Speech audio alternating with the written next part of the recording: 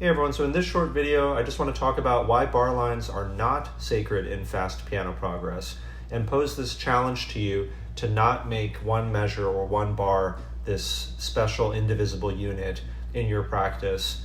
I think that a lot of the time, regardless of the complexity of the piece, even those students that have enough insight to isolate a section, a line, that one measure, they hold the fact that this is one measure or one bar to be way too important just because of these cute little bar lines, and they don't think to practice half of a measure, a quarter of a measure, an eighth of a measure. When isolating something much smaller, because the music is more complex, that could be the very decision that gets them to the next level right away. So on this channel, I hope to share with you strategies, mindsets, insights, etc., often of my own creation that I hope will help you in your piano playing, hopefully other areas of your life as well. I want to try to keep this brief. I just think that students and musicians in general limit their practice decisions too much, and therefore their progress, because of this over dependence on bar lines to decide things for them. And when I say this, I mean, like, let's say that a piece has short, simple measures and another second piece has long, complex measures. A lot of students and musicians, they will not break things smaller than one measure in either of the pieces, including the second more difficult one, because they're so habituated to kind of, I don't know if it's following the rules in their mind, but it doesn't occur to them to split things up smaller for whatever reason. And that's an issue, because some pieces, one measure can literally be 8 or 10 times or even more times more difficult than another measure. And so logically, let's say that you have a piece and one measure is like this tiny little thing, the chordation is so easy, and another piece, it's either literally 8 times longer or it's 8 times more complex, because, and I don't know exactly how you would measure that, but instead of like 4 notes in one hand and 1 note in the other, there's 24 notes in both of the hands. So I think I'm just going to show you guys on the screen 3 examples. So here is some of Canon in D, the music of one of my students. And so you can see a single measure, especially for instance, measure 3 here, for example. I mean, we only have like 2, well, if we include the following note as well, which I often like to do, we have 3 notes in the right, we have maybe like 9 notes in the left. It follows a fairly easy pattern. And there certainly are measures from, let's say, beginner books that are even easier than this. But so that's one example. Now let's look at another piece where from which I often like to take examples. So here's Chopin's Winter Wind Etude, which I've played for a long, long time. And, I've also have students, both past and present, that are playing this. So this is one measure, for example, measure 61, and maybe we'll include the first note of the following measure. And so you can see that it's kind of broken up into quarters of a measure, and each quarter has 6 notes. So even if we're just going purely by the number of notes, in the previous example, Canon in D, that measure 3 that we saw, I mean, the right hand basically had 3 notes and the left hand had like 9 notes. And then here, including the first note of the following, if we have, 6 notes times 4, which is 24 notes plus the following, I mean, we have 25 notes in each hand. So it's way, way more complex. It's much longer.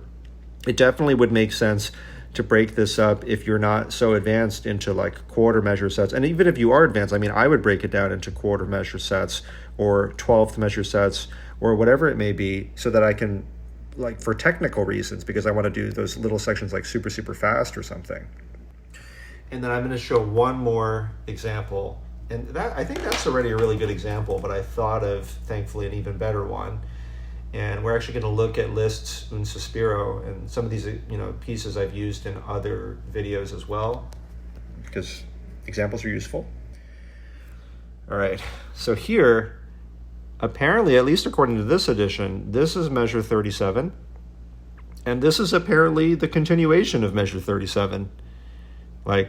So basically 3 lines comprise measure 37. And then this is measure 38. Now this is, of course, unusual. This is like a cadenza, like a more free area, I guess. There aren't any bar lines written here, but obviously you're going to have to break this down. And so if you treat this as one measure, I mean, it's like a 3-line long measure that's even way more complex than Winter Wind example that I just gave you. So it really makes you think, if we practice no smaller than one measure at a time, really how limited are our choices? And, how different might our practice be just by virtue of that? And I often will ask students to do the thought experiment. I think I'm going to literally show it here. Let's go back to Canon for a second. This is a former student's music. Let me see if I can find the pencil thing. Okay. So this music, I think it's in 4/4, yep. And a lot of students, they might just play this entire measure and, do that alone. They might do the entirety of measure 4 alone. Maybe they have the insight to break it separate hands, I don't know. But let's say that there were more bar lines. So I'll often ask students to consider this possibility. If there were actually more bar lines and this were not 4/4, but it were in 2/4. So it's 2/4 instead up here. Well, how might you practice this differently? Suddenly everybody's wanting to practice this part alone.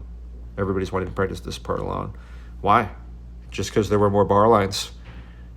So the presence or absence of bar lines is greatly impacting everybody's practice decisions.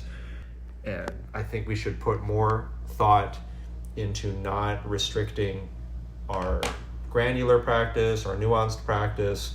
Don't let everything be dictated by these bar lines. Sometimes I think in talking with, I forget which colleagues from the past, I might even get a little bit of pushback in terms of you don't want to always isolate that small. I might interfere with the phrase. I don't buy that argument at all, incidentally, because if you're a violinist or clarinetist or whoever, of course you'll practice even a single note just for intonation and tone, and pianists can do the same thing. And of course, from one note, you can just have 2 notes, which could be an 1/8 of a measure or a 1/16 of a measure. So I'm definitely willing to go as small as is needed to get the result that I'm looking for. Why would you break it smaller than one measure? Because the one measure in this one piece is so much more difficult than the other. It makes sense to break up a measure that's 8 or 10 times more difficult into components that are 8 to 10 times smaller, and maybe even smaller than that. And just by making those decisions, instead of doing the one measure where it would have been impossible, just by virtue of practicing those 1/8 of a measure, even if it's not super sophisticated strategy, that may already be the thing that solves your coordination, because you're just thinking better, you're problem solving better, and you don't even need a lot of other exercises or other things to get you to the next level. So I hope it gets you thinking to just break things down smaller. Let me know your questions, thoughts. Please subscribe, let people know about the channel if you found this valuable, and looking forward to the next one.